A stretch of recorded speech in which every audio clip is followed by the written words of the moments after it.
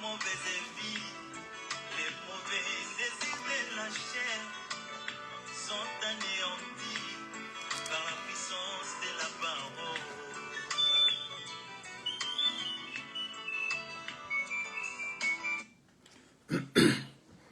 Chers bien-aimés, nous vous saluons au nom de Jésus-Christ. Que la paix, la grâce et la miséricorde du Seigneur vous soient énormément multipliées de partout où vous êtes. Nous bénissons Dieu, notre roi, pour cette grâce qu'il nous offre de répondre à son appel, à son invitation et surtout d'être autour de sa table pour pouvoir nourrir nos âmes de sa parole. Il est très bon, c'est Dieu, il est merveilleux. Il continue à nous faire du bien. Et nous vous souhaitons une excellente journée là où vous êtes. Que Dieu soit la réponse à toutes vos questions. Que la prédication, l'exhortation, l'enseignement de ce matin transforme la vie de chacun et surtout ouvre les portes à chacun vers l'excellence. Nous sommes toujours dans notre exhortation, notre prédication, enseignement si vous voulez, concernant l'adoration. On s'était dit que ce mois de janvier est consacré à cette exhortation comme le Seigneur l'avait voulu. Et dès qu'on va terminer ce mois, par la grâce du Seigneur, on viendra avec un autre sujet qui va être aussi intéressant par rapport à notre salut. Mais le Seigneur avait voulu qu'on passe ces moments à nous exhorter de cette manière pour essayer un peu de nous réconforter afin de bien évoluer dans l'année qui nous a offerte, l'année 2026. Nous espérons que l'année qui venait de s'achever n'a pas été facile, mais le Seigneur continue toujours à nous témoigner sa bonté, sa miséricorde. Voilà pourquoi il ne cesse de nous parler, parce que notre vie dépend de la parole que nous écoutons. Alors, nous sommes dans un sujet important où le Seigneur veut que nous puissions établir une différence entre un adorateur et un loueur, ou si vous voulez, entre l'adoration et la louange. Nous qui sommes sauvés par Jésus-Christ, nous sommes appelés à louer Dieu.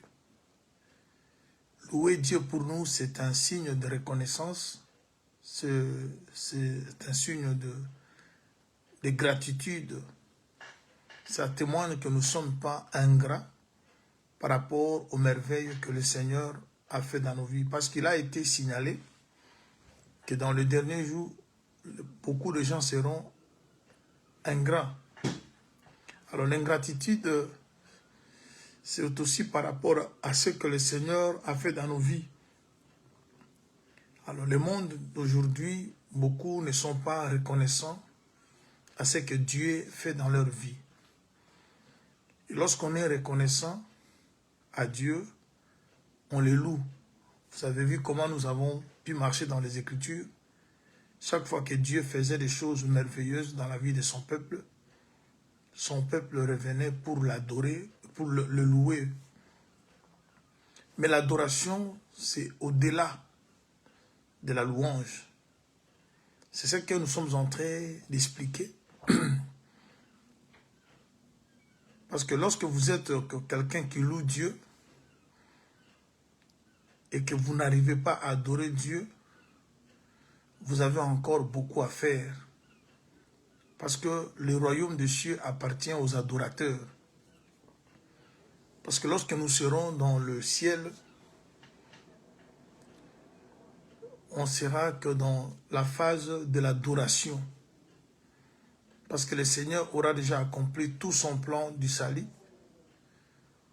On n'aura pas de requête à lui présenter pour qu'il vienne encore répondre afin que nous puissions le louer. Mais nous serons dans une phase de l'adoration où notre vie, voilà pourquoi je vous ai parlé que les 4 êtres vivants, comme les 24 veillards, ne font qu'adorer le Seigneur. Je crois que ça sera aussi un chapitre que nous allons devoir aborder. Peut-être la semaine que nous allons commencer pour enfin mettre fin à cette exhortation pour passer à autre chose. Alors ce matin, je vous souhaite bienvenue à la table du Seigneur. Je prie Dieu que nos esprits soient connectés pour que nous puissions saisir la pensée qu'il nous apporte ce matin à travers son discours, à travers son enseignement, à travers ce message que nous trouvons important, capital pour nos âmes. Le dimanche dernier, nous étions en train de parler sur les adorateurs. Et nous avons prié et nous continuons même à prier toutefois dans cet angle-là où nous cherchons à avoir un cœur d'un adorateur. Alors, nous avons expliqué ceci. L'adoration, c'est faire un culte. C'est-à-dire, lorsqu'on adore Dieu, c'est-à-dire, on fait un culte à l'honneur de Dieu. Et nous étions allés plus loin pour expliquer le culte, c'est quoi? Le culte n'est pas simplement lorsque nous nous rendions dans nos assemblées et qu'il y a des gens, il y a des prédicateurs, il y a des chantres, il y a tout ce que nous connaissons, que nous trouvons dans nos assemblées, que nous pouvons appeler culte. Oui, ça c'est aussi un culte. Mais le culte, c'est aussi la vie que chacun de nous plutôt offre à son Dieu. La manière dont tu vis, ta vie de chaque jour, c'est aussi un culte. Alors,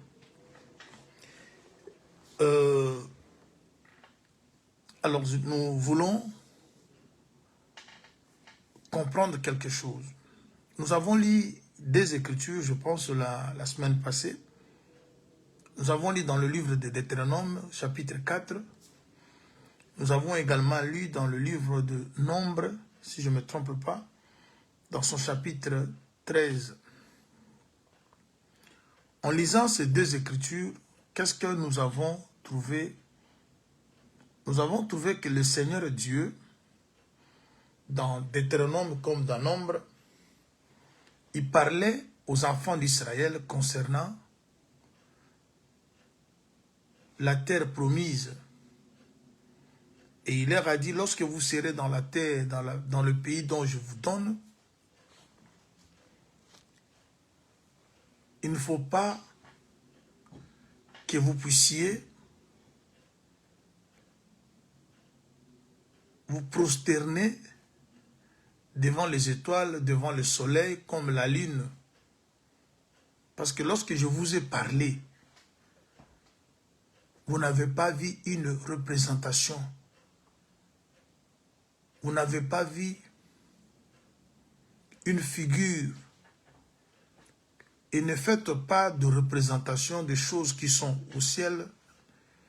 Ne faites pas non plus de représentation des animaux, des oiseaux, de tout ce que vous connaissez comme créature, pour vous prosterner devant quoi que ce soit. Parce que lorsque moi, Dieu, votre Père, je vous parlais, il n'y avait pas une figure, mais c'était plutôt la parole qui sortait. C'est là que nous avons compris que nous qui sommes sauvés, nous ne pouvons que nous prosterner devant la parole. C'est ainsi que vous avez vu dans le commandement que Dieu avait donné aux enfants d'Israël. Lorsque vous lisez, il a été dit que, je vais prendre cette écriture rapidement, je crois que ça va permettre à ce que nous démarrions avec notre message de ce matin. Je suis dans Exode chapitre 20. Une fois de plus, chers bien-aimés, demeurez bénis là où vous êtes. Que le Seigneur des grâces vous fasse du bien. Que son amour vous localise. Et qu'il soit la réponse à tout ce que vous avez comme question, comme préoccupation. Je prends Exode 20. Je commence au premier verset. Alors Dieu proposa toutes ces paroles en disant, je suis l'Éternel ton Dieu qui t'a fait sortir du pays d'Égypte, de la maison de servitude. Tu n'auras pas d'autre Dieu devant ma face. Tu ne te feras point d'image taillée, ni de représentation quelconque, des choses qui sont en haut dans le ciel, qui sont en bas sur la terre et qui sont dans les eaux plus bas que la terre. Tu ne te prosterneras point devant elles et tu ne le serviras point, car moi, l'Éternel ton Dieu, je suis un Dieu jaloux qui punit l'iniquité des pères sur les enfants jusqu'à la 3e et à la 4e génération de ceux qui me haïssent. Vous voyez? Alors vous allez comprendre quelque chose dans la démarche que nous allons devoir faire. Ici déjà, Dieu interdit à son peuple qu'il a délivré de se faire une représentation des oiseaux, de reptiles, de tout ce que vous connaissez. Et il a même dit, ne vous prosternez pas devant toutes ces représentations. Mais Dieu veut que son peuple puisse se prosterner devant lui. Alors, permettez que je prenne rapidement l'écriture de Deutéronome. Je suis dans Deutéronome au chapitre 19. Chapitre 4, voulais-je dire. Deutéronome chapitre 4. Nous sommes en train de rassembler quelques écritures pour pouvoir bien démarrer. Nous sommes dans Deutéronome au chapitre 4. Dieu parle à son peuple à travers son prophète Moïse. Je commence au premier verset.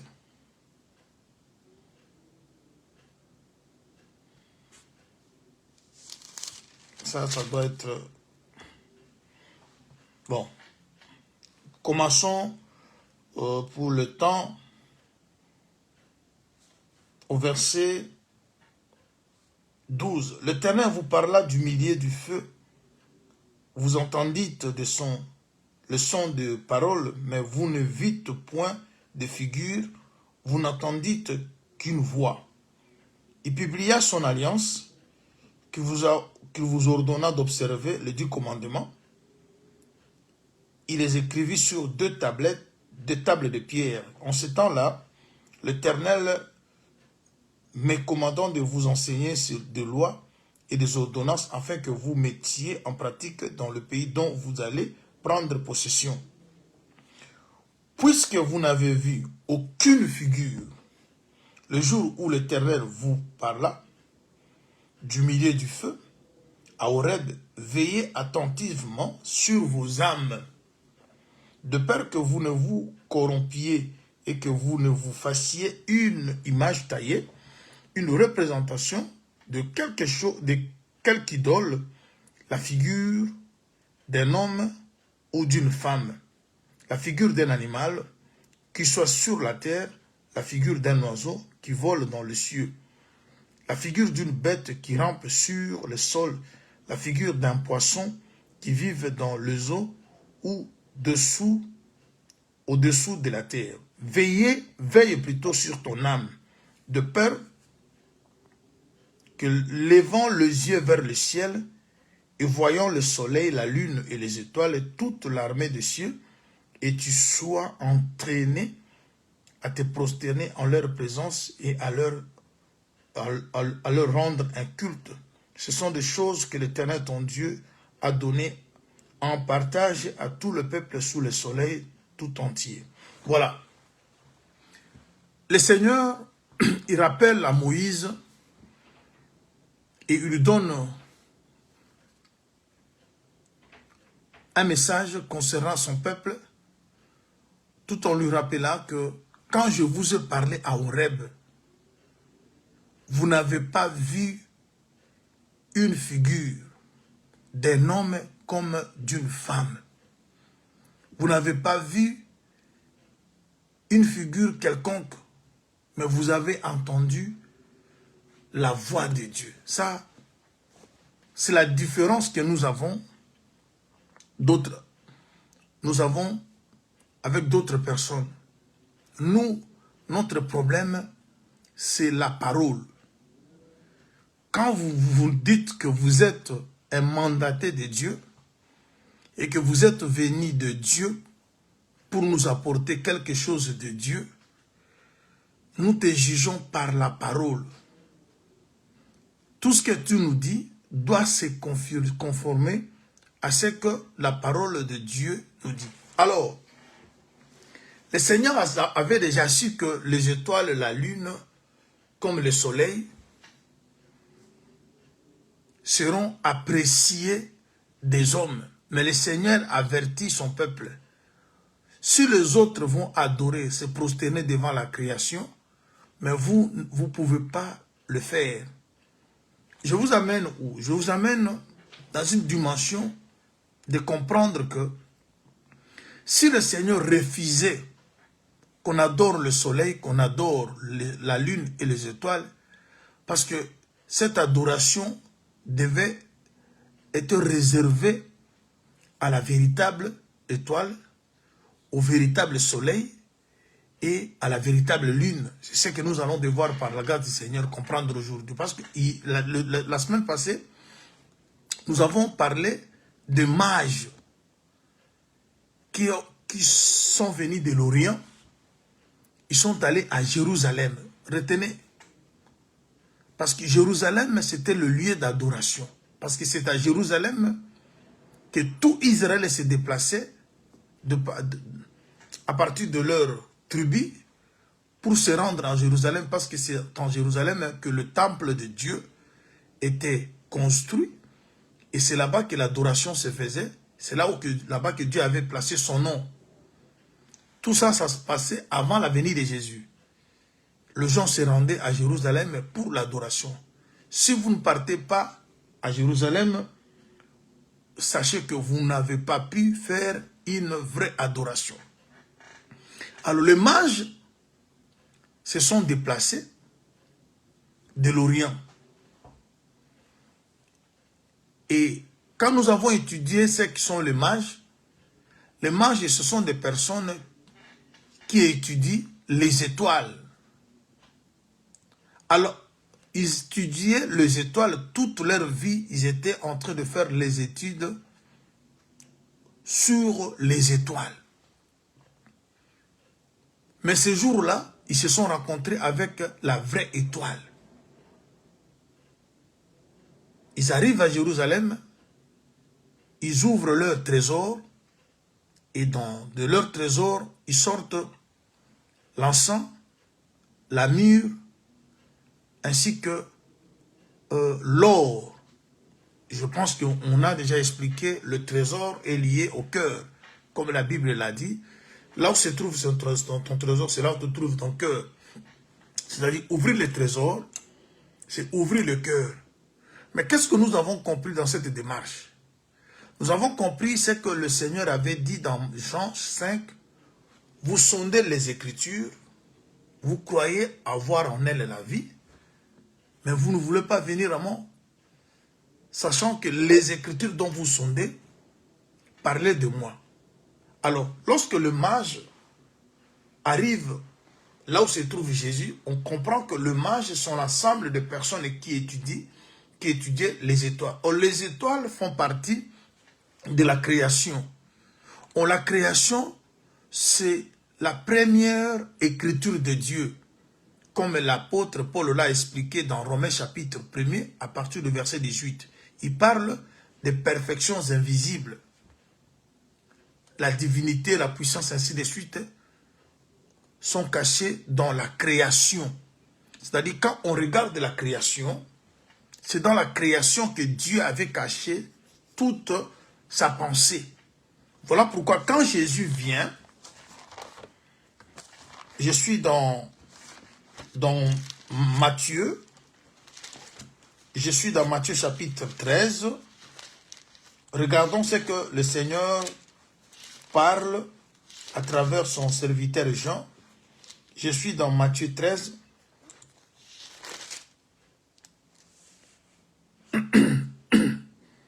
Je lis le verset 34 au 35. Jésus dit à la foule toutes ces choses en parabole. Il lui parlait point sans parabole. Le verset 35. Afin que s'accomplisse ce qui avait été annoncé par les prophètes, j'ouvrirai ma bouche. En parabole, je publierai des choses cachées depuis la création du monde. C'est-à-dire, Jésus-Christ, lorsqu'il parlait au jour de sa chair, il ne faisait que dévoiler les Écritures. Oh, les Écritures ici, ce sont les choses de la création. C'est-à-dire, Dieu dans la création, il avait caché les choses.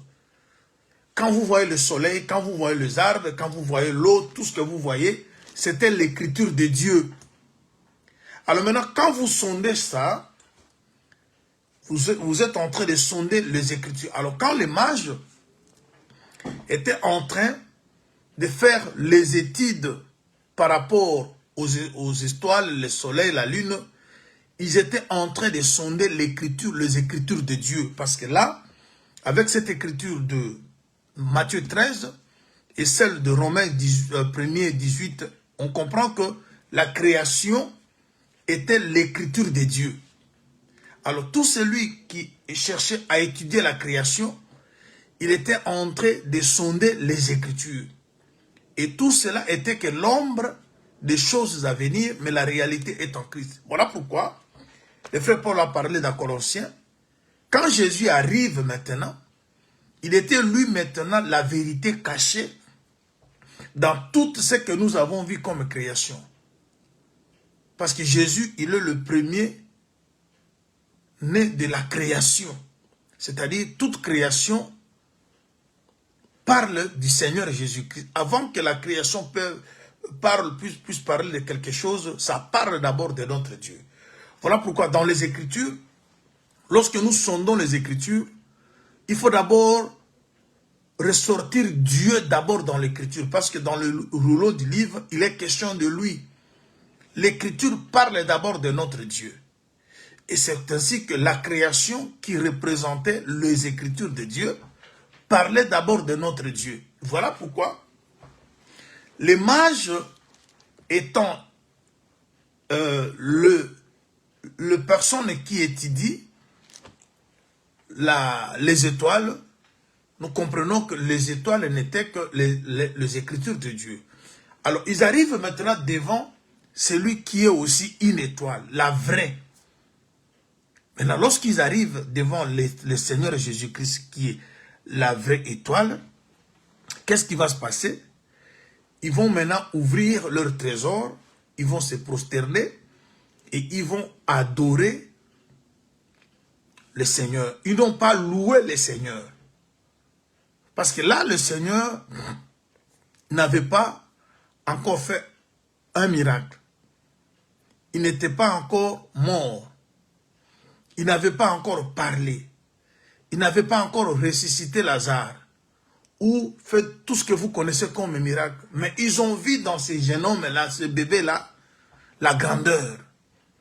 C'est ce que nous sommes en train d'expliquer sur l'adoration. Un adorateur voit ce que Dieu avec un œil que les autres n'ont pas. Le maman, plutôt le parent de Jésus, c'est-à-dire Joseph et Marie, ils voyaient Jésus comme un enfant Mais le mage voyait dans cet enfant-là la divinité. Quand Dieu s'est fait petit, un adorateur ne voit pas cette petitesse de Dieu, mais il voit la grandeur de Dieu dans cette petitesse. C'est là que nous arrivons à expliquer que un adorateur, il ne voit pas sa vie présente. Il peut se retrouver dans des difficultés énormes, mais les yeux d'un adorateur voient toujours ce qui peut arriver demain. Parce qu'un adorateur, c'est celui qui a la foi. Et lorsqu'on a la foi, on sait dévancer les choses. Alors, aujourd'hui maintenant, je veux que vous puissiez comprendre que les mages, pour adorer ces bébés, ils ont été avertis, ils ont vu son étoile. Au voir l'étoile, l'étoile a toujours été suspendue au ciel. Ils voyaient sa gloire. Voir l'étoile de quelqu'un, c'est voir sa gloire. Dans la crèche, le Seigneur s'était fait animal. Il est allé rejoindre les animaux dans la crèche. Mais les mages ont vu son étoile. Parce que c'est ce qu'ils ont dit lorsqu'ils sont arrivés chez Hérode.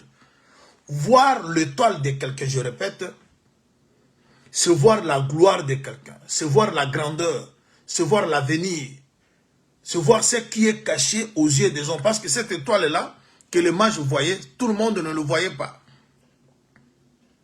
Hérode n'a pas vu cette étoile.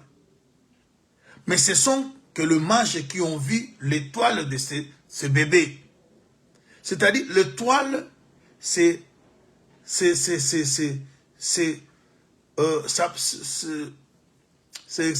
un être céleste. Mais cet enfant était sur la terre, dans une crèche. Mais son étoile brillait au ciel. Voilà pourquoi lui-même Jésus, lorsqu'il parlait dans Jean 17, dit « Donne-moi la gloire que j'avais auprès de toi avant que le monde fuit. » Alors, je veux maintenant que nous puissions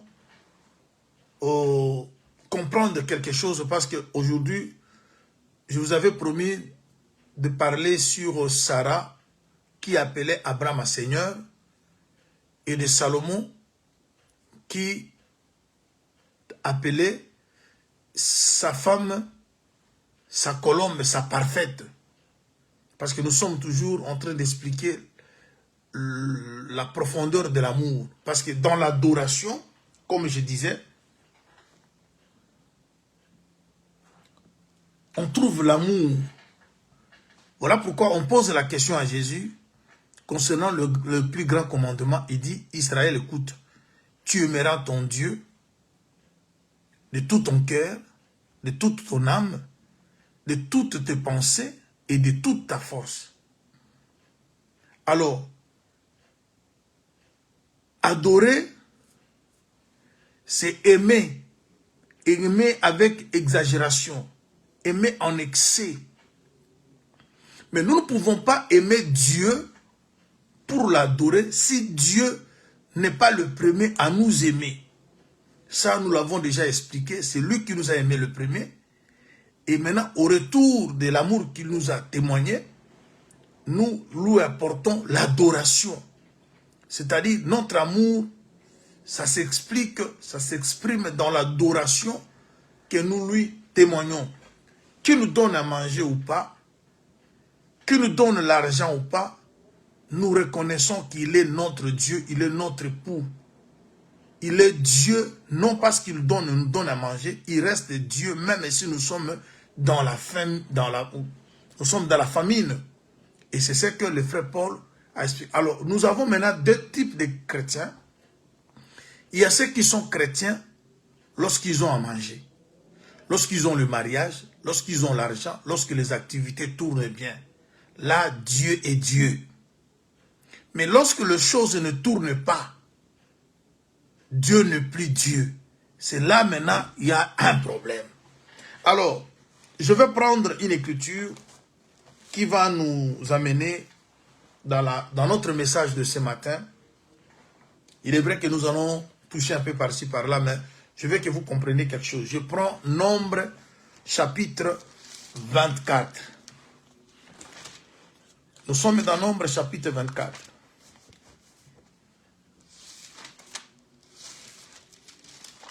Dans Nombre, chapitre 24, nous allons lire à partir du verset 16.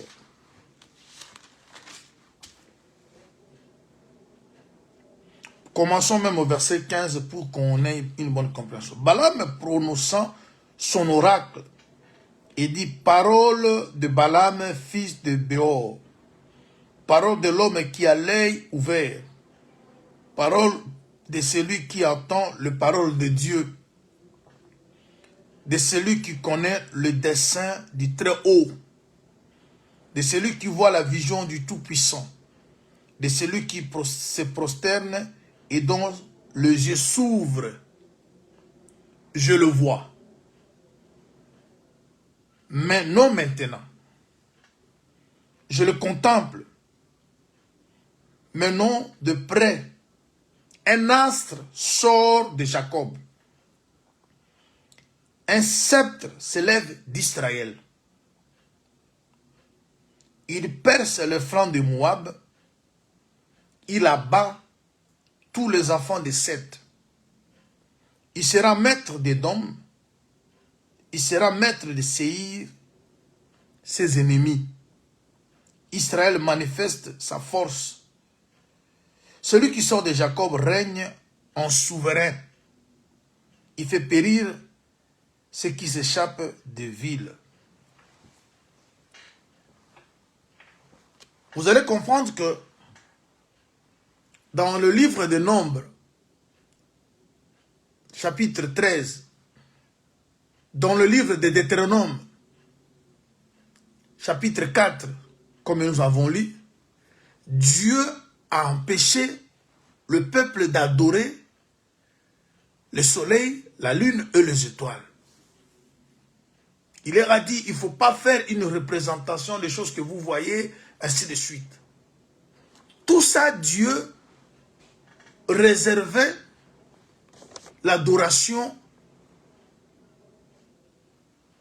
à une personne.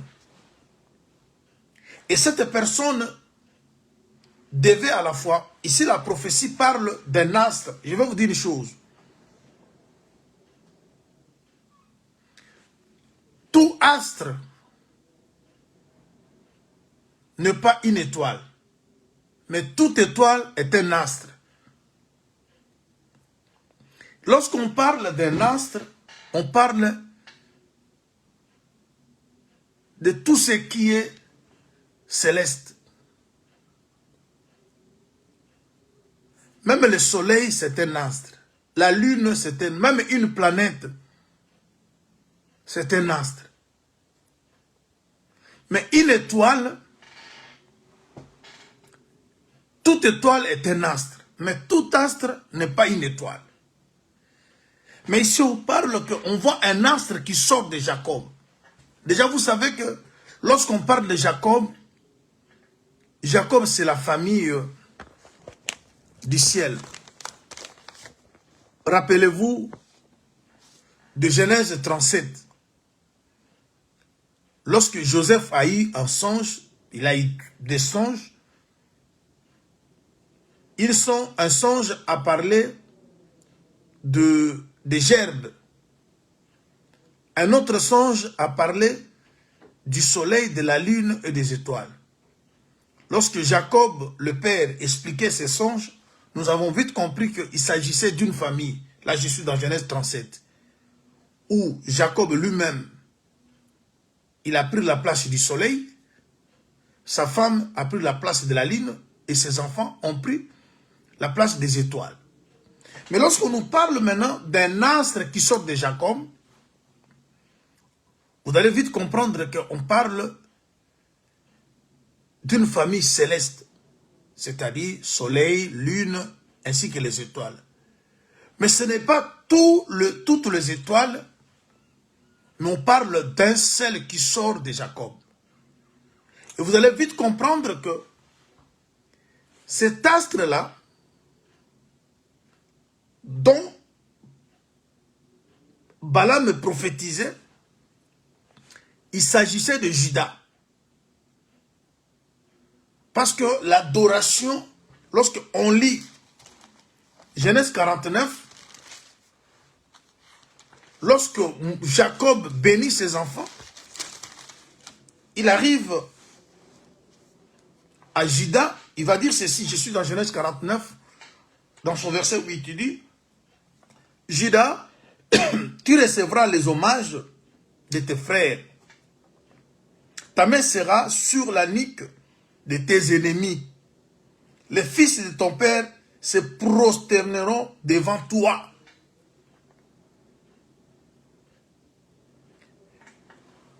Quand vous lisez Nombre 24 et vous écoutez ce que Balaam dit, il parle d'un astre qui sort de Jacob. Il dit, mais je ne le vois pas maintenant.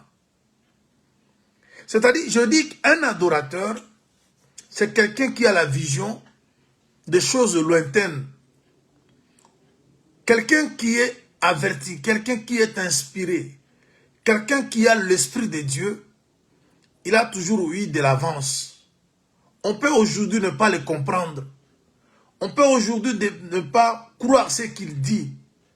Parce que sa vision, les choses qu'il est en train... Ça nous arrive des fois dans les enseignements. Les choses que vous voyez maintenant, les autres pourront le voir des années après. Après avoir critiqué, diabolisé, dire tout ce qu'ils peuvent dire de vous. Mais ce qui est important lorsque vous êtes... C'est comme... il y a des enseignements du genre...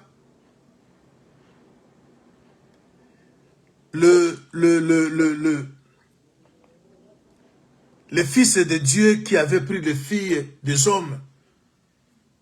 C'était toujours un sujet de débat où les uns disaient que ce sont les fils de Dieu, ce sont la descendance de Seth. Et les fils des hommes sont le descendant de Caïn. Mais quand on disait aux gens, bien aimés, le fils de Dieu là, ce sont les anges. Les gens se cachaient derrière l'écriture. Dieu n'appelle jamais un ange son fils. Mais ils ont oublié que la parole de Dieu n'est pas une seule écriture. Mais lorsqu'on a marché, on a marché.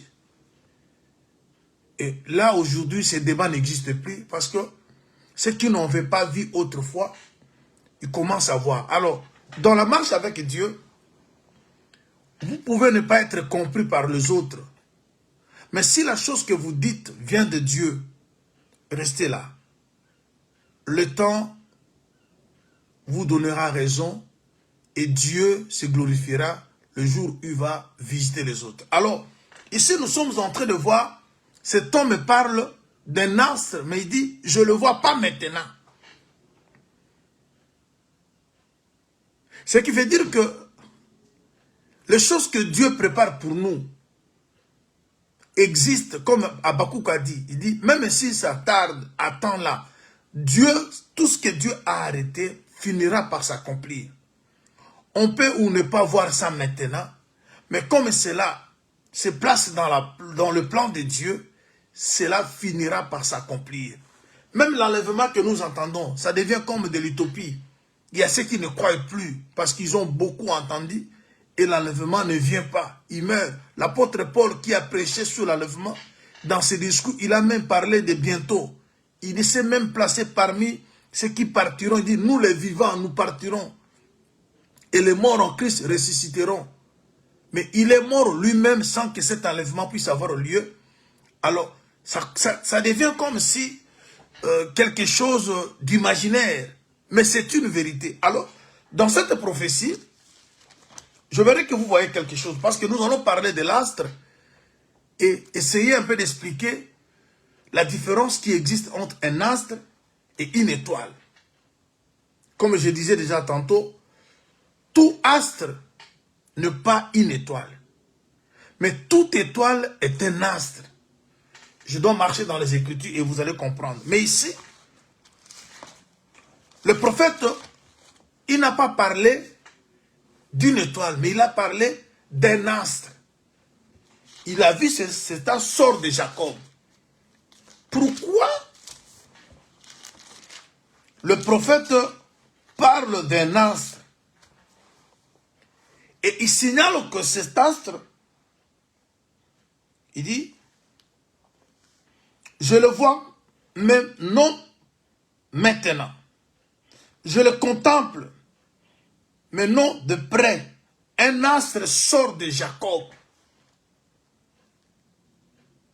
Un sceptre s'élève d'Israël. Il perce les flancs de Moab. Il abat tous les habitants de Seth.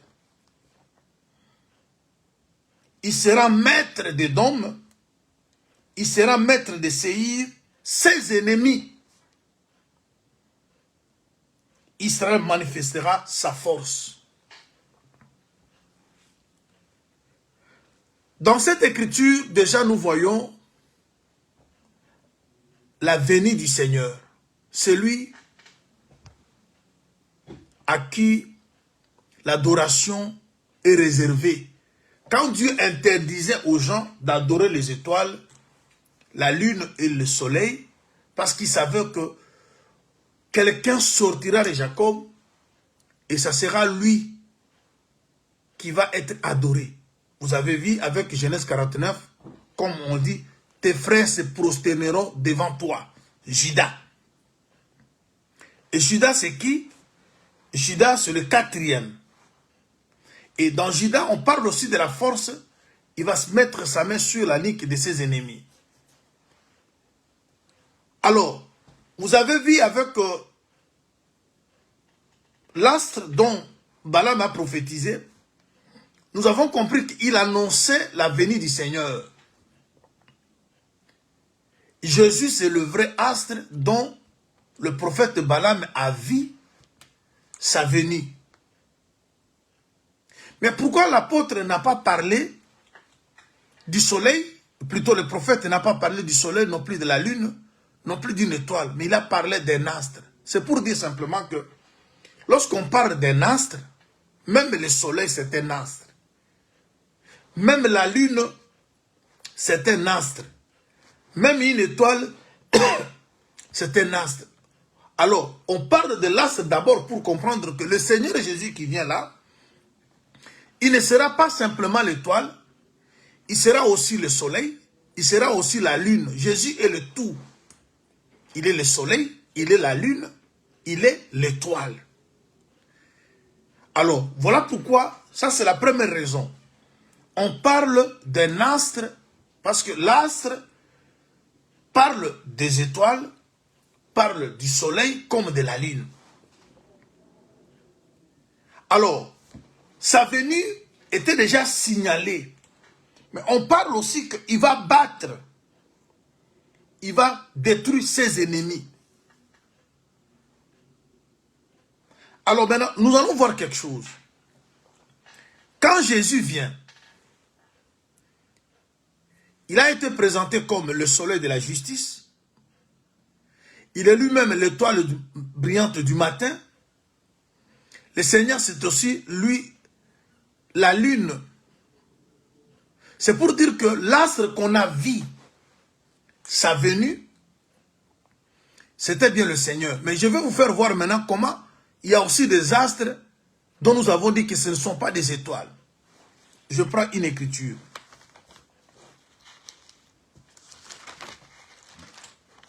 Nous prenons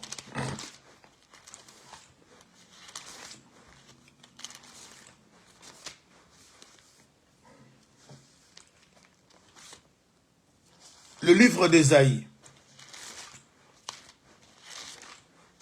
Ésaïe chapitre 14.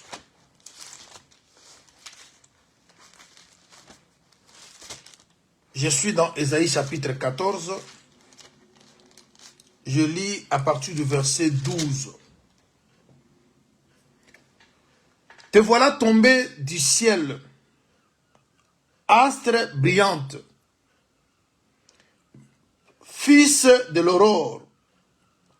tu es abattu à terre. Toi, le vainqueur des nations, tu disais en ton cœur, je monterai au ciel, je lèverai mon trône au-dessus des étoiles et des dieux. Je m'assiérai sur la montagne de l'assemblée, ainsi de suite. Ici, nous voyons la chute d'un astre qui voulait se placer au-dessus des étoiles et des dieux. En lisant cette écriture, ça parle du diable, mais qui est aussi un astre, mais pas une étoile. Le diable se déguise en ange de lumière, mais le diable n'est pas une lumière, parce que lorsque nous parlons du soleil, nous parlons des étoiles, nous parlons de la lumière. Nous parlons de la lune, nous parlons de la lumière, parce que quand Dieu a suspendu cette famille-là, soleil, lune et les étoiles, d'après Genèse, c'était pour éclairer la terre. C'est-à-dire la mission qu'ont reçu le soleil, la lune et les étoiles d'après Genèse, c'était pour éclairer. Vous ne pouvez pas éclairer si vous ne dégagez pas une lumière. Alors maintenant, le diable, il est aussi céleste. Voilà pourquoi on le place ici, on le parle d'un astre brillant. C'est pas dire que, c'est parce qu'il se déguise. Le diable n'a pas la lumière, mais il s'est fait passer pour une lumière. C'est ce que le frère Paul explique dans l'écriture de 2 Corinthiens, au chapitre 14, si je ne me trompe pas, chapitre 11, je pense. Il dit, il se déguise en ange de lumière et ses serviteurs sont aussi au service de Christ. Ça, c'est d'abord un premier témoin, où il y a les étoiles de Dieu, mais un astre a voulu se placer au-dessus des étoiles de Dieu. Mais il n'a pas trouvé sa place là-bas, il a été jeté sur la terre. Je prends encore un autre thème. Je prends le livre de Juges, de Jude. Je suis au chapitre 1. Je prends Jude, je lis le verset 12 au 13e. Jude,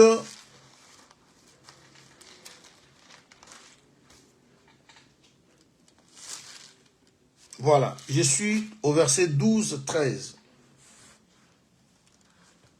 Bon, commençons au verset 8 pour une bonne compréhension. Malgré cela, ces hommes aussi, entraînés par leur rêverie, suivent pareillement leur chair, méprisent l'autorité et injurient les gloires. Or, l'archange Michel, lorsqu'il contestait avec le diable et lui disputait le corps de Moïse, n'osa pas porter contre lui un jugement injurieux, mais il dit que le Seigneur te réprime. Et au contraire, il parlait d'une manière injurieuse de ce qu'ils ignorent. Ils se corrompent ils se corrompent dans ce qu'ils savaient naturellement, comme le brite.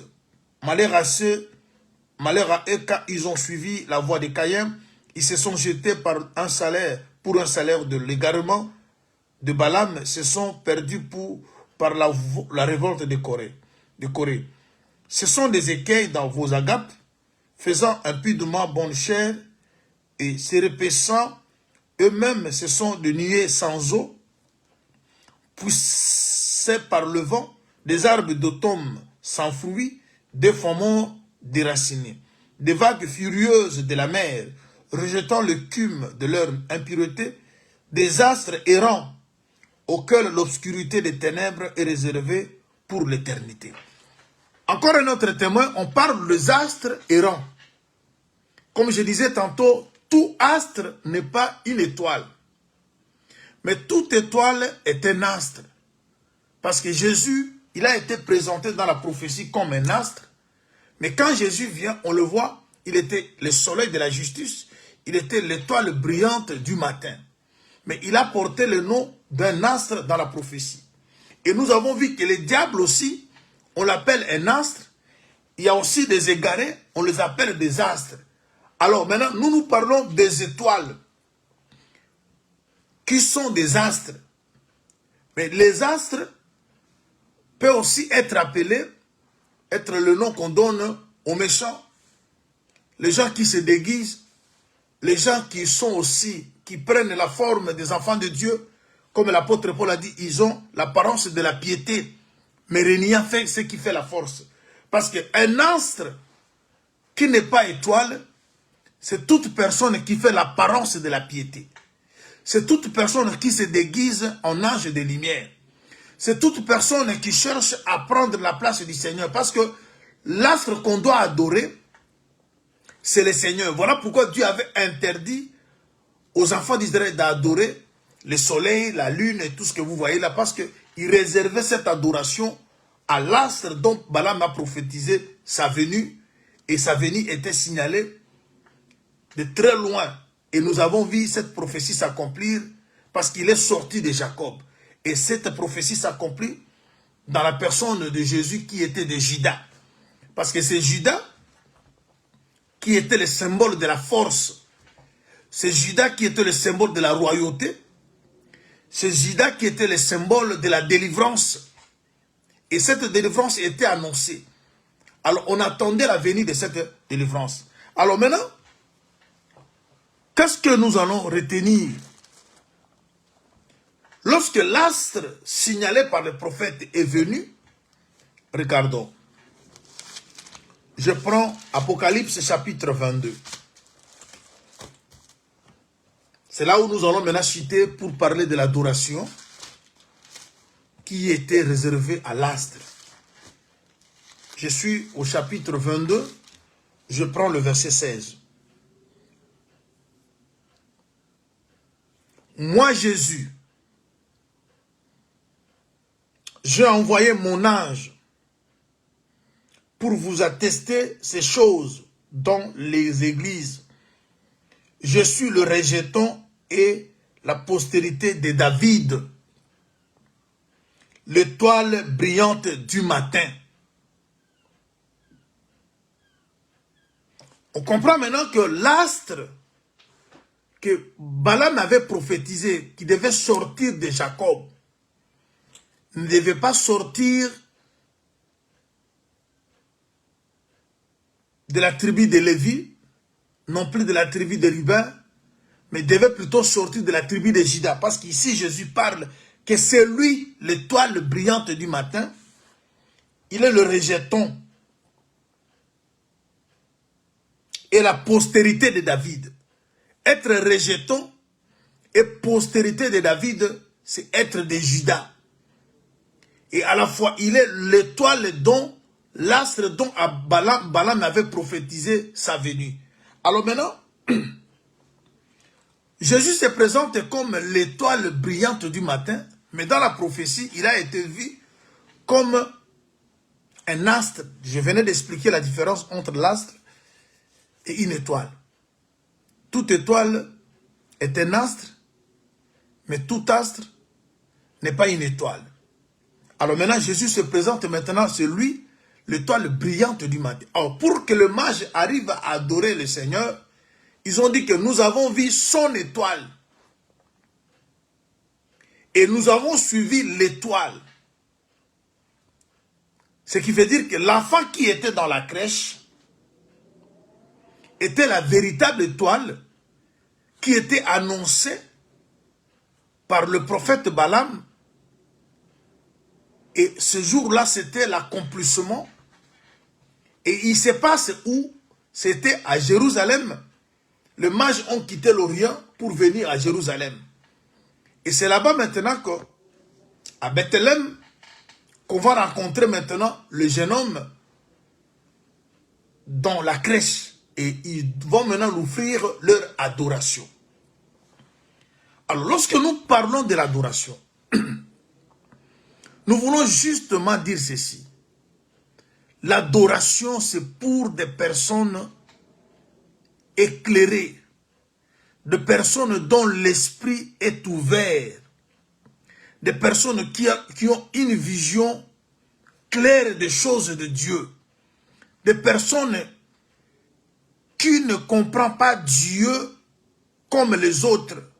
Les autres, pour eux, Dieu c'est celui qui donne le mariage.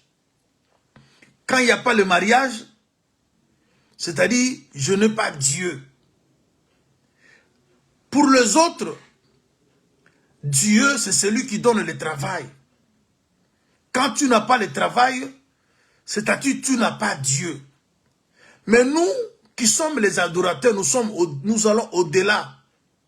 Le mariage, le travail, c'est bien. Mais ce que nous aimons de ces dieux-là,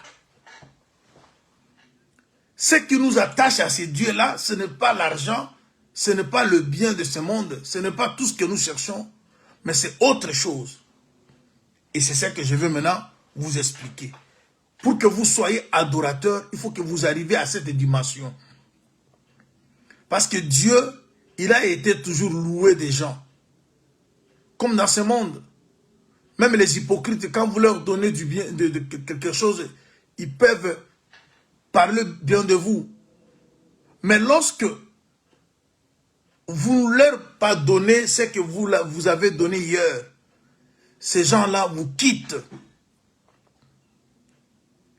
Ils oublient que hier, ils vous ont célébré. Regardons.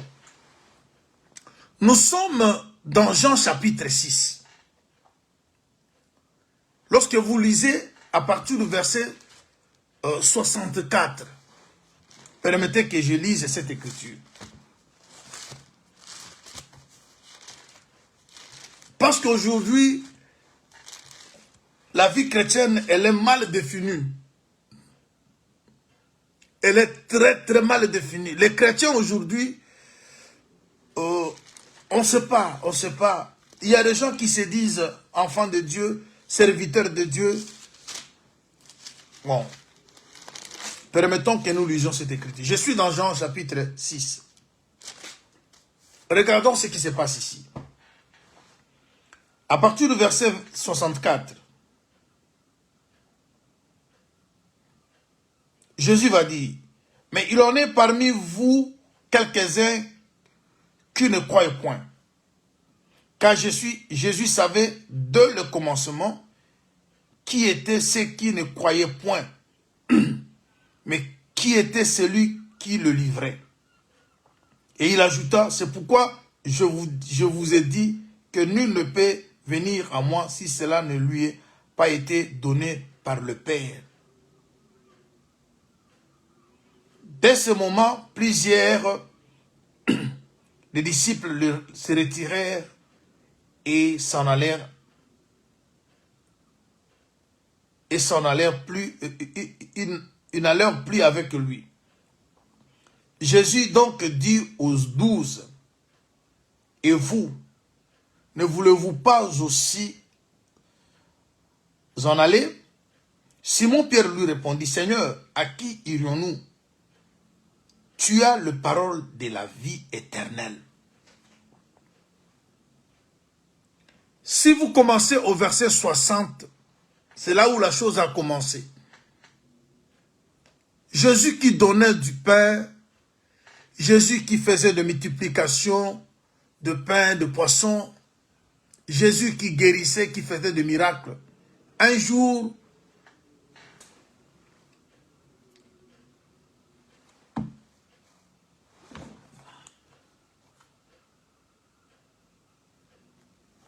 excusez-moi, j'ai oublié que je faisais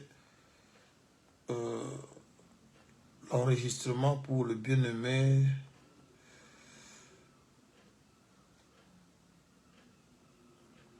Jésus va dire, au chapitre 6, verset 60, il dit, lorsqu'il a parlé sur sa chair qu'il devait manger, sur son sang qu'il devait boire,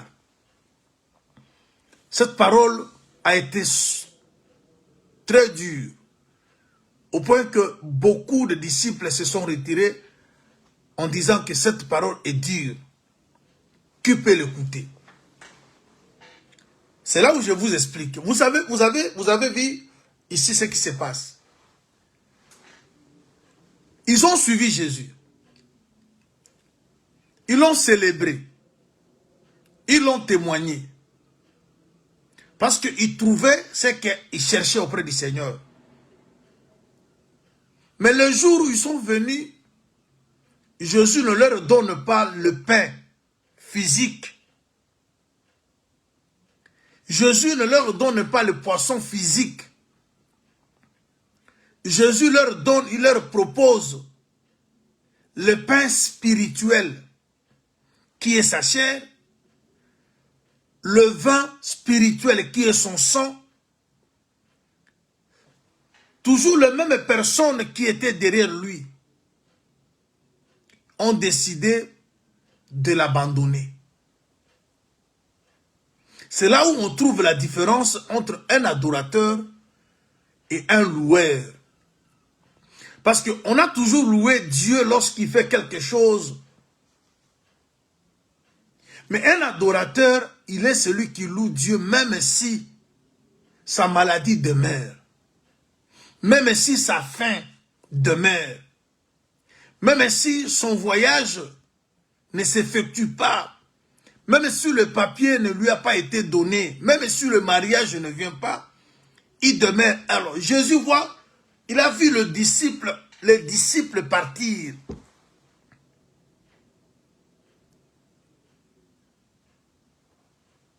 Parce que ceux qui étaient partis étaient disciples. Mais il y a deux sortes de disciples.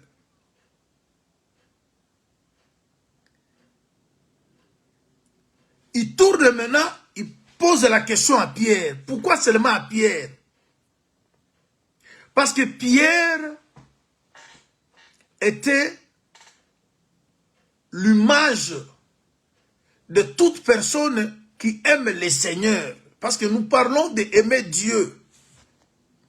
Dieu nous a déjà aimés, mais nous devons maintenant l'aimer.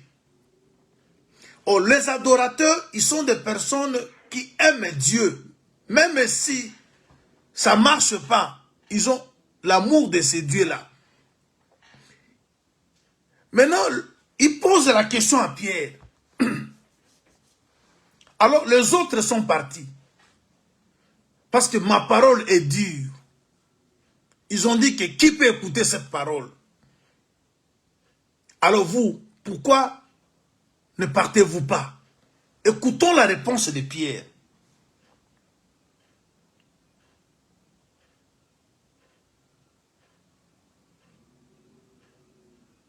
Simon Pierre, au verset 68, dit, Seigneur, à qui irions-nous s'il y a la parole de la vie éternelle? Simon ne répond pas que tu as la solution à mes problèmes. Simon ne dit pas que je suis resté parce que tu as la réponse ou la guérison à ma maladie. Simon reste parce que le Seigneur, il appelle le Seigneur. C'est parce que tu as la parole de la vie éternelle. La vie éternelle n'a rien à voir avec la guérison de la chair. La vie éternelle n'a rien à voir avec la richesse de ce monde. Vous pouvez être pauvre dans ce monde, mais vous avez la vie éternelle. Pierre n'est pas resté parce que Jésus a la parole qui donne le mariage. Mais il dit que Seigneur, à qui irions-nous? C'est toi qui as la parole de la vie éternelle. Nous restons attachés au Seigneur pour la vie éternelle. Et ça, c'est une dimension très élevée de celui qui s'appelle disciple. Parce qu'il y a deux sortes de disciples. Jésus avait dit ceci. Je sais que vous allez être d'accord avec moi. Lorsque vous lisez Jean chapitre 8, dans son verset 30, il y a eu un échange que Jésus a dit, passé entre les Juifs. Au verset 30, on dit ceci. Comme Jésus parlait ainsi, plusieurs crurent en lui. Et il dit aux Juifs qui avaient cru en lui, si vous demeurez dans ma parole, vous êtes vraiment mes disciples.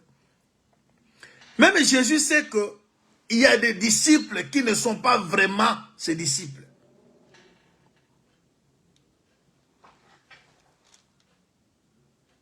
On a deux sortes de disciples.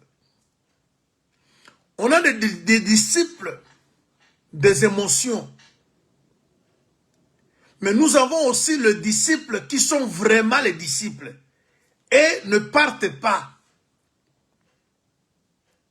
Qu'ils mangent ou qu'ils ne mangent pas, ils sont là.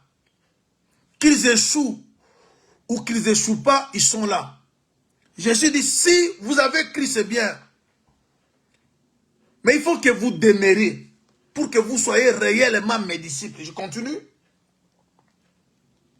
Alors, lorsque vous allez demeurer et que vous serez réellement mes disciples, il ajoute au verset 32, vous connaîtrez la vérité et la vérité vous affranchira. Il y a des disciples qui sont là que pour le pain. Le jour où vous mangez le pain, Jésus est Dieu. Le jour où vous vous mariez, Jésus est Seigneur. Le jour où vous avez la promotion, il est le roi des rois. Le jour où les enfants terminent les études, le Dieu est mon protecteur. Mais le jour où il n'y a pas à manger, le Seigneur n'est pas Seigneur. Et c'est ce que l'apôtre Paul a dit, qui me séparera de l'amour de Dieu? Est-ce que c'est la faim? Ce qui veut dire que dans la vie que nous menons, il peut arriver qu'on ait la faim. Dieu ne te donne pas la nourriture physique, mais il reste ton Seigneur. Tu ne pars pas. Et ça, sa parole peut être dure. Parce qu'il y a des gens, regardons bien aimé, je prends une écriture, vous allez aimer. Parce que des fois nous nous posons des questions, est-ce que Dieu nous aime vraiment? Parce que nous avons notre manière d'expliquer l'amour de Dieu. Si Dieu nous aime, on ne doit pas dormir en famille. Mon enfant ne peut pas mourir. Ma femme ne peut pas tomber malade. Mon mari ne peut pas mourir. Je ne peux pas être chassé du travail si vraiment Dieu m'aime. Écoutons ce que lui-même et Dieu explique l'amour qu'il a de nous. Nous prenons Malachie.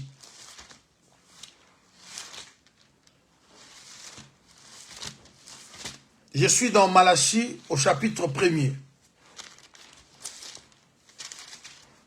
Ici, je m'adresse aux adorateurs. Malachie, je suis au chapitre 1er. Oracle, parole de l'Éternel à Israël par Malachie. Je vous ai aimé, dit l'Éternel, et vous dites, en quoi nous as-tu aimé? Quand Dieu dit à quelqu'un que je t'aime, cette personne répond à Dieu, en quoi tu m'aimes? Moi qui meurs de faim. 10 ans, 15 ans en Europe, je n'ai pas de papier. Et cet amour-là que tu parles de moi, c'est quel amour? Tu me parles que tu m'aimes, mais mon père vient de mourir. Écoutons ce que Dieu répond. Il dit, Dieu dit que je vous aime. Et le peuple dit à Dieu, en quoi nous as-tu aimés? Ésaü n'est-il pas frère de Jacob? Dit l'Éternel. Cependant, j'ai aimé Jacob. J'ai eu de la haine pour Ésaü. J'ai fait de ces montagnes une solitude. J'ai livré son héritage au chacal du désert. Et si Édom me dit, nous sommes détruits, nous relèverons le ruine, ainsi par l'Éternel des armées, qu'ils bâtissent, je renverserai, et l'on les appellera pays de malédiction, peuple contre lequel l'Éternel est irrité pour toujours. Vos yeux le verront, ainsi de suite. Les gens ont leur manière de démontrer, de définir l'amour de Dieu à leur égard. Pour eux, être aimé de Dieu, c'est avoir des villas.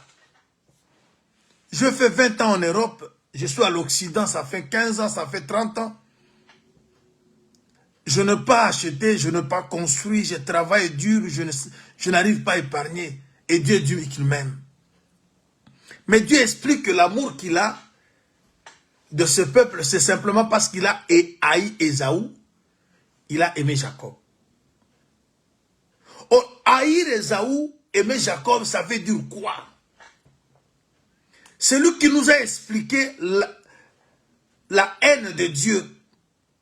Parce que Dieu qui est amour, comment pécher? C'est Dieu amour peut aussi avoir la haine. C'est ce qui devient compliqué. C'est pour cela les Écritures, bien aimées, si il n'y a pas l'interprétation, on est perdu. Celui qui n'aime pas n'a pas connu Dieu, car Dieu est amour. Mais c'est Dieu qui est amour, il va dire qu'il prononce qu'il a haï Ésaü. Est-ce que vous pouvez comprendre ça? Comment dans l'amour, la haine peut sortir? Mais celui qui nous explique que la haine de Dieu, c'est la femme de Samson. Pour la femme de Samson, il dit que tu ne m'aimes pas. Elle explique que Samson ne l'aimait pas parce que Samson ne lui a pas révélé le secret. Quand tu n'as pas le secret de Dieu, c'est ça être haï par Dieu. Parce que Dieu ne peut pas haïr quelqu'un. Mais lorsque Dieu te cache sa face, c'est ça haïr. Il dit, j'ai aimé Jacob, j'ai haï Ésaü. C'est pour dire simplement que l'amour que Dieu a vis-à-vis de nous, c'est le fait qu'il nous a révélé toutes choses. Bien aimé, l'amour que vous avez de Dieu, plutôt que Dieu a pour vous, ne se situe pas au bien matériel. Si tu attends, si tu penses que pour que tu dises que Dieu t'a aimé, il faut qu'il te donne des châteaux, alors je vous dirais, bien aimé, vous êtes le plus malheureux du monde. Le château, tout ça, ce sont des choses qui peuvent venir s'ajouter. Mais l'amour de Dieu vis-à-vis de nous, c'est ce qui nous a révélé des choses que le monde ne connaît pas. Voilà pourquoi Pierre a dit, je n'irai nulle part. Tu as le parole de la vie éternelle. Cet évangile que nous écoutons, c'est ce qui résume l'amour que Dieu a vis-à-vis de nous. Il dit ceci. Dans Jean, je vous appelle plus serviteurs, mais je vous appelle mes amis, parce que je ne vous cache rien. Vous voyez? C'est-à-dire, être aimé de Dieu, c'est le fait que le Seigneur ne vous cache rien. Il vous révèle sa pensée. Alors, les gens de ce monde, qui sont que des gens qui louent Dieu, ils expliquent d'après leur manière, être aimé de Dieu, il faut toujours acheter. Lorsque vous n'achetez pas, lorsque vous ne roulez pas carrosse, lorsque vous avez des problèmes de papier, lorsque vous avez des problèmes des enfants, lorsque vous avez des problèmes de voyage, le visa, on n'arrive pas à vous octroyer le visa, vous dites que Dieu ne m'aime pas. J'ai beaucoup prié, j'ai jeûné, mais mon père est mort. Là, on dit que Dieu ne m'aime pas. Parce que pour nous, les hommes, être aimés de Dieu, il faut toujours recevoir quelque chose de matériel. Mais les initiés, les adorateurs, eux voient la vie éternelle d'abord. Même si je n'ai pas quelque chose de matériel. Mais le fait que Dieu m'a ouvert la porte du royaume, Dieu m'a donné une place à ses côtés. Parce que les choses que nous possédons dans ce monde, oui, ces choses sont importantes, sont utiles, nous les aimons. Mais nous finirons par les abandonner, les laisser toutes. Alors, mais la vie éternelle, c'est une part qui ne sera jamais ôtée. Alors, c'est comme ça que les adorateurs comprennent les choses. Voilà pourquoi l'apôtre Paul dit, est-ce que c'est la faim? Est-ce que c'est la nudité? Est-ce que c'est le péril? Est-ce que je suis dans Romains chapitre 8 à partir du verset 35. Ouais, il a fait toute une liste de choses. Il a parlé, parce que dans cette vie bien-aimée, il peut arriver que vous mouriez de faim. Il peut arriver que vous perdiez une femme et vous perdiez un mari. Il peut arriver que vous échouez dans quelque chose, dans les entreprises, dans ce que vous faites comme activité. Mais cela ne veut pas dire que Dieu ne vous aime pas. On a posé cette question. Quand Dieu dit que je vous aime, l'homme pose la question à Dieu, en quoi tu nous aimes? Moi qui n'arrive même pas à payer mon loyer. Moi qui n'arrive même pas à nourrir mes enfants. Moi qui t'ai toujours servi des années, mais je marche toujours à pied. Je n'ai pas où poser ma tête. Je suis toujours locataire. Et tu me dis que tu m'aimes. Et c'est comme ça que beaucoup définissent l'amour de Dieu. Alors, regardons maintenant. Tout commence par la parole dure.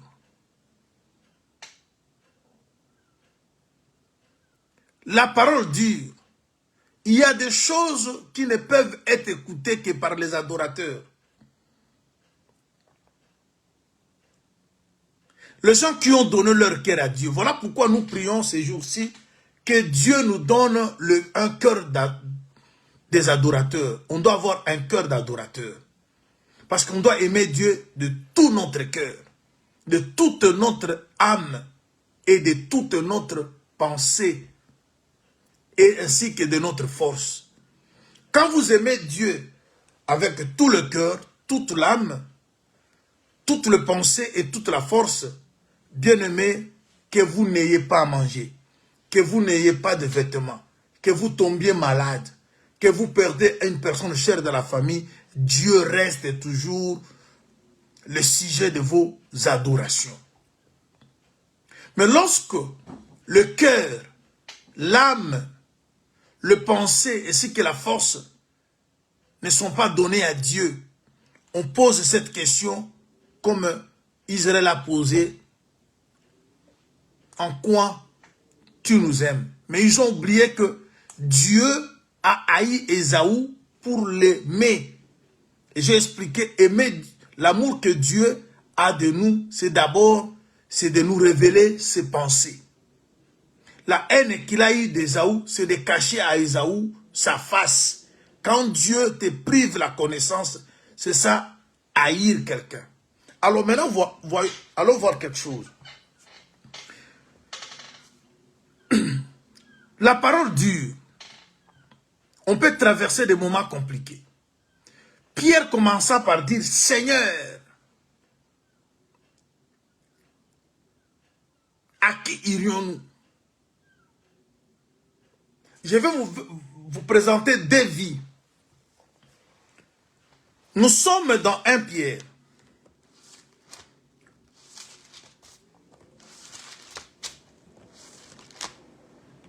Chapitre 3.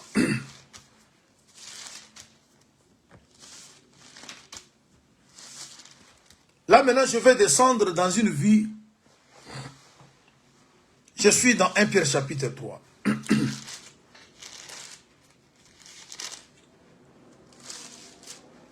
L'apôtre Pierre nous parle de Sarah.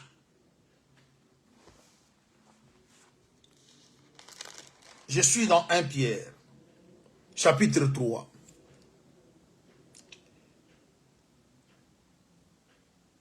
Si vous pouvez commencer à partir du verset 1er. Mais je prends le verset 5, 6.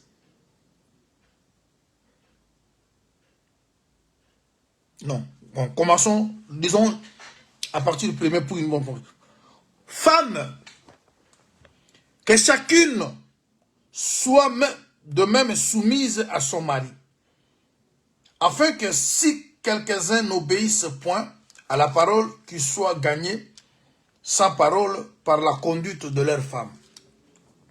En voyant votre manière de vivre chaste et respectueuse, ayez non cette parure extérieure qui consiste dans le cheveu tressé, les ornements d'or ou les habits qu'on revêt. Mais la parure intérieure est cachée dans le cœur, la parure incorruptible d'un esprit doux et paisible qui est d'un grand prix devant Dieu. Ainsi séparaient autrefois les saintes femmes qui espéraient en Dieu soumises à leur mari. Comme Sarah, qui obéissait à Abraham et l'appelait son Seigneur. C'est d'elle que vous êtes devenues les filles en faisant ce qui est bien sans vous laisser troubler par aucune crainte. Vous savez, chers bien-aimés, il y a une dimension très approfondie dans ce discours de frère Paul, de frère Pierre.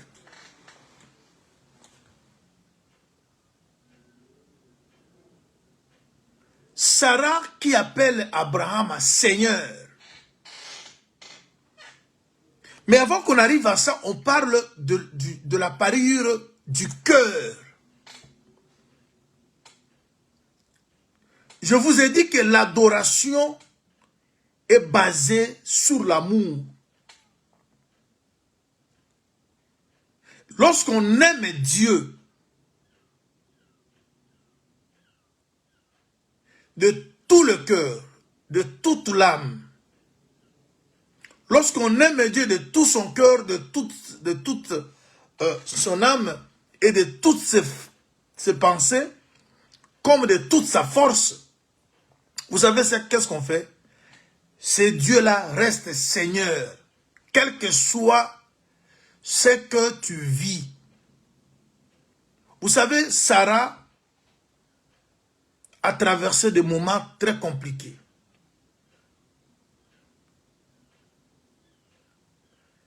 Dieu promet à cette femme de lui donner un fils.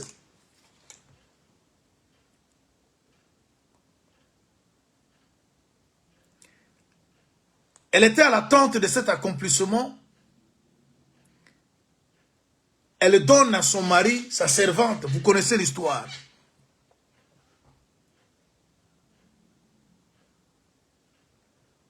Et quand vous lisez Genèse 18, verset 12, parce que le frère Pierre n'a fait que répéter ce que Genèse avait signalé. Parce que c'est dans Genèse 18 et 12 qu'on a vu Sarah appeler Abraham Seigneur. Quand vous appelez quelqu'un Seigneur, c'est-à-dire vous appartenez à cette personne. Vous dépendez de cette personne. Et c'est la dimension que je voulais amener les enfants de Dieu à comprendre qu'un adorateur, c'est quelqu'un qui reconnaît Dieu, son Seigneur, dans toutes les situations. Dire ou pas. Vous avez vu ça tout à l'heure, vous venez de voir ça avec Pierre. La parole de Jésus était dure. Les gens s'attendaient aux choses physiques, matérielles. Nous qui remplissons les églises, bien aimés, nous qui remplissons les églises, beaucoup, ils sont là pour des solutions matérielles. Il n'y a que peu qui sont là d'abord pour la vie éternelle.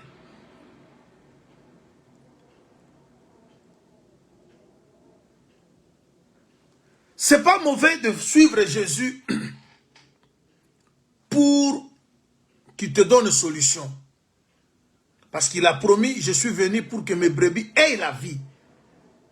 D'abord, c'est la vie et ensuite l'abondance. Mais lorsque les choses sont inversées, ça devient compliqué. Il faut d'abord qu'on soit là pour la vie éternelle. C'est ainsi que le matériel sera comme de superflu. Il a dit d'ailleurs lui-même, cherchez premièrement le royaume et la justice de Dieu, et toutes les choses vous seront données par-dessus. Ça, c'est une dimension des adorateurs. Alors, là, nous voyons maintenant Sarah. Ce qui était important pour Sarah. Vous savez, lorsque Anne ne mettait pas au monde, vous savez la parole que son mari lui a parlé. Il dit, je suis plus que... Vous savez, dans les mariages, je sais que... Laisse-moi vous trouver cette écriture. Je prends 1 Samuel. Je suis dans 1 Samuel.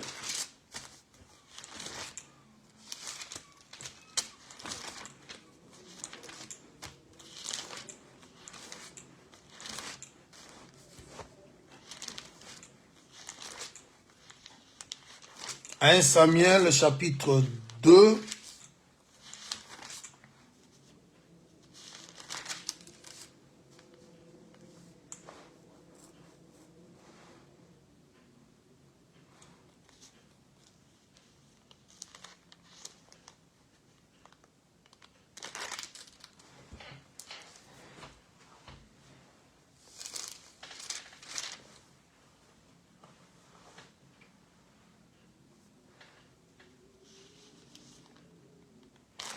Voilà, je lis...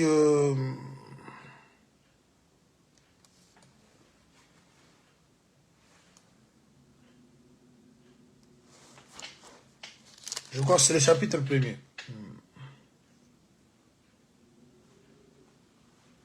Chapitre 1er, 1 Samuel, chapitre 1, le verset 8. Écoutons cette parole. Elkana, son mari, lui disait... J'aimerais commencer au verset 7. Et toutes les années, il en était ainsi, chaque fois que Anne montait à la maison de l'Éternel, Pénina la mortifiait de la même manière. Alors, elle plairait et ne mangeait point. Elkana, son mari, lui disait, Anne, pourquoi pleures-tu? Et ne manges-tu pas?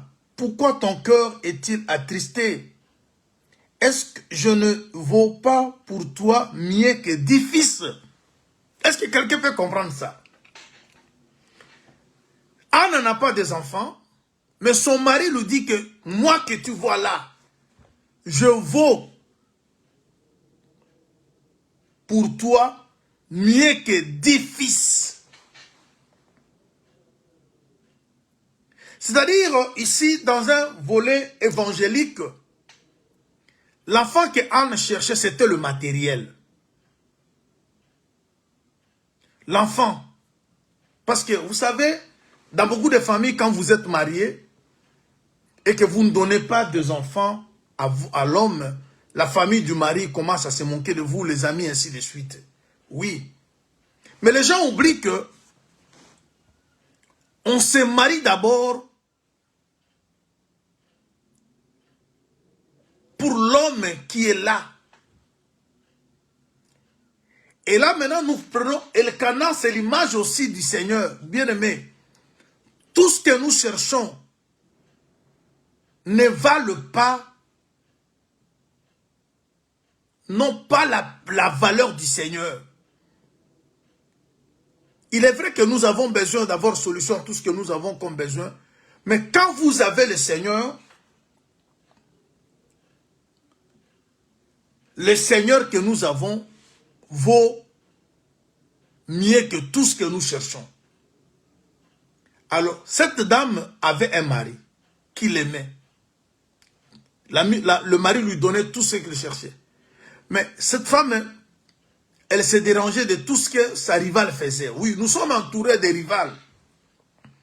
Les gens qui sont tout autour de nous, qui se moquent de nous, parce qu'on n'a pas une voiture, parce qu'on n'a pas une maison, parce que nos enfants ne sont pas allés à l'université, parce que, oui, les gens, parce que Pénina, c'est aussi toutes personnes qui sont tout autour de nous, les gens qui se moquent de nous. Vous avez fait autant d'années en Europe, vous n'avez pas de maison, vous n'avez pas de papiers, vous n'avez pas de travail, vous n'avez pas de mari, mais nous avons Elkana qui est notre époux. Il est 10 fois plus que les choses que les gens ont. Alors, Sarah de même, il voyait son mari Seigneur. Ce n'est pas parce qu'elle n'avait pas des enfants, mais pour elle, Abraham, c'est le Seigneur. Et c'est ce que je veux que nous comprenions. Que Dieu ne soit pas Seigneur simplement parce qu'il nous donne à manger. Les adorateurs, parce que dans l'adoration, il y a l'amour exagéré. Les gens ne voient pas ce que vous voyez vis-à-vis de cet homme. Les gens ne voient pas ce que vous voyez vis-à-vis de cette femme. Les gens ne voient pas ce que nous voyons de ces dieux. Les gens se moquent de nous. Pourquoi nous restons toujours attachés à Dieu? Nous nous comportons comme déclare la parole de Dieu. Cependant, beaucoup de nos amis ont... Parce que vous voyez ce que la femme de Job avait dit à Job. Maudit Dieu et mère. Cela veut dire quoi? Cherche la solution autrement. Tu as longtemps espéré à ces dieux. Tu as perdu ta richesse. Tu as perdu tes serviteurs. Tu as perdu tes enfants. Tu commences à perdre ta santé. Tu restes toujours attaché à ces dieux. Maudit ces dieux et meurs. Or, maudire Dieu, c'est aller adorer un autre Dieu. Et c'est ce qui nous arrive tous. La femme de l'autre, c'est la chair qui te parle. Et la chair, c'est aussi tous ceux qui sont tout autour. Le diable, pour te faire échouer, il peut passer par ta propre chair. Il peut aussi utiliser les gens qui sont tout autour de vous. Il vous montre le chemin de tourner. Parce que vous restez toujours logique dans les choses de Dieu. Mais vous souffrez. Vous n'avez pas le travail. Mais vous continuez à célébrer ces dieux. Vous n'avez pas le mariage. Les gens qui sont arrivés en Europe après vous se sont mariés. Il y a des gens qui se sont mariés, ils ont des enfants. Il y a ceux qui ont des papiers. Ils ont utilisé tous les moyens possibles pour avoir des papiers. Même dans la fraude. Il y a ceux qui ont fait des mariages, de papiers, beaucoup d'autres choses qui ne tiennent pas à la parole de Dieu. Pour trouver solution. Mais vous, vous restez toujours logique. Vous dites que non, je sais que le Seigneur, mon Rédempteur, s'élèvera les derniers. Et on te dit maintenant, il y a ceux qui ont même... il y a des femmes qui se sont permises d'avoir des enfants sans qu'elles soient mariées, simplement pour voir de papier. Dès qu'on aura, on saura qu'elle a un enfant, on va lui accorder. Vous voyez, le monde nous propose toujours des solutions contre la parole de Dieu. Et Job va dire à sa femme, tu es une femme insensée. Et ça, c'est un adorateur. Alors, Elkana dit à sa femme, Anne, mais pourquoi tu pleures? Moi que tu vois là, je vaux plus que 10 enfants. Parce que les enfants ne te donneront pas un mari. Mais le mari te donne les enfants. Bien aimé, les choses que ce monde peut nous offrir ne peuvent jamais nous donner Dieu. Mais Dieu que nous avons, il peut nous donner tout ce que nous cherchons. Mais à condition que nous l'attendons. Voilà pourquoi Balaam voit l'astre qui sort de Jacob. Il dit, je ne le vois pas maintenant. C'est-à-dire, les enfants de Dieu, ils doivent avoir la patience. Dans l'amour, on a la patience. Alors là, le temps ne me permet pas de prendre l'autre volet. Je suis dans le volet où nous devons toujours appeler notre Dieu Seigneur. Que ça marche pas. Que ça tourne pas. Il reste Seigneur. Il faut que nous parlions comme Pierre. À qui irions-nous? C'est toi qui as le parole de la vie. à qui irions-nous? Vous pouvez aller se prostituer, vous aurez de l'argent. Mais vous n'aurez pas la vie éternelle en se prostituant. Vous pouvez aller voler, faire de la fraude, vous aurez tout ce que vous cherchez. Mais vous n'aurez pas la vie éternelle. Parce que le moment viendra, vous allez tout abandonner. Alors, nous restons là. Mais nous savons que dans la vie éternelle que Dieu nous a promise, il y a aussi la solution à nos problèmes. Mais on attend le temps de Dieu. Parce que l'amour supporte. Oui, quand vous aimez, vous supportez. Que les paroles soient dures ou pas, vous êtes là parce que vous aimez ces dieux. Le temps m'a manqué parce que je dois sortir pour aller travailler. C'est pour cela qu'on avait commencé un peu tôt. Et on reviendra pour voir aussi maintenant l'amour que l'homme a de sa femme. Pour que Salomon appelle sa femme sa parfaite. Bien que il y a des imperfections, mais dans l'amour, on attend toujours que les choses vont s'améliorer, les choses vont changer. Alors, je m'arrête ici, chers bien-aimés, en vous disant ceci. Nous sommes ceux qui adorent l'étoile parce que l'étoile dont nous adorons, c'est le Seigneur. Dieu avait refusé à Israël, il avait interdit à Israël d'adorer les étoiles parce qu'il réservait cette adoration à Jésus-Christ qui est la véritable étoile. C'est lui l'astre que Balaam avait vu. Mais il y a aussi les astres qui ne sont pas à adorer, qui ne donnent pas de lumière. Comme je disais tantôt, tout astre n'est pas une étoile, mais toute étoile est un astre. Alors nous adorons l'astre qui est étoile. Parce que Jésus, il est à la fois le soleil, il est la lune, il est l'étoile. Voilà pourquoi l'adoration lui a été réservée. Et ceux qui doivent l'adorer, c'est nous. Parce qu'ils cherchent le vrai adorateur. Alors, chers bien-aimés, on s'arrête là pour aujourd'hui. Est-ce que le Dieu que tu as n'est pas plus que la voiture que tu cherches?